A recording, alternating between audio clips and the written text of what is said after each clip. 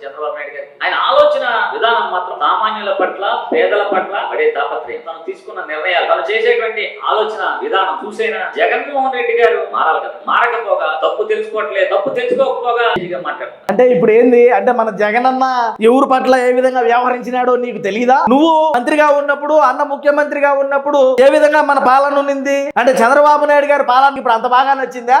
ఆయన ప్రజల పట్ల ఆలోచన విధానం, ఆయన ఏ విధమైనటువంటి ఆలోచన చేస్తున్నాడు పేద ప్రజల పట్ల, రాష్ట్రంలో ఉండేటువంటి ప్రజానీకం పట్ల నీకు ఇప్పుడు తెలుస్తుందా? ఆయన రైతులకు ఏ విధంగా మంచి చేస్తున్నాడో నీకు ఇప్పుడు తెలుస్తుందా? మనం చేయలే మంచిగా కాదయా, మనం మంచి చేయకపోగానే 151 స్థానాలు ఇచ్చినారు. మరి మనం ప్రతి ఒక్కరికి మంచి చేస్తుంటే మనకు 11 స్థానాలు ఎందుకు వచ్చాయి? మనం ఆ రోజు నువ్వు ఎందుకు చెప్పలేకపోయినావు అధికారంలో ఉన్నప్పుడు? ఈ రోజు చంద్రబాబు నాయుడు గారి గురించి మాట్లాడుతున్నావు. ఏ రాడైనా సరే మన జగనన్న కోసం, మన జగనన్న చేసినటువంటి గొప్ప గొప్ప పనులు గానీ, 3 రాజధానుల విషయం గానీ, పోలవరం గానీ, రాష్ట్రంలో రోడ్లు గానీ, రాష్ట్రంలో ఉండేటువంటి సమస్యలు గానీ, రాష్ట్ర ఆదాయం గురించి గానీ, రాష్ట్రంలో మనం ఒక రాజధాని వద్దు 3 రాజధానుల గురించి గానీ, రాష్ట్ర ఆదాయాన్ని పెంచడం గురించి గానీ, రాష్ట్రానికి వచ్చినటువంటి పరిశ్రమల గురించి గానీ, రాష్ట్రంలో ఉండేటువంటి యువతకు ఉన్నటువంటి ఉద్యోగాల గురించి గానీ ఏనాడైనా సరే నువ్వు ప్రెస్ మీట్ పెట్టి మాట్లాడావా? ఈ రోజు చంద్రబాబు నాయుడు గారి గురించి దేనికి మాట్లాడాలా? ఈ విషయాలన్నీ అన్నకు తెలిసి అన్న ఎంత బాధపడతాడు? నిన్ను ఏ విధంగా నిన్ను దగ్గర పెట్టుకున్నాడు? ఏ విధంగా నిన్ను చంద్రబాబు నాయుడు గారిని, పవన్ కళ్యాణ్ గారిని, లోకేష్ గారిని తిట్టమని చెప్పినాడు? మరి నీకు అన్ని చేసినటువంటి జగనన్న, అంత మంచి చేసినటువంటి జగనన్న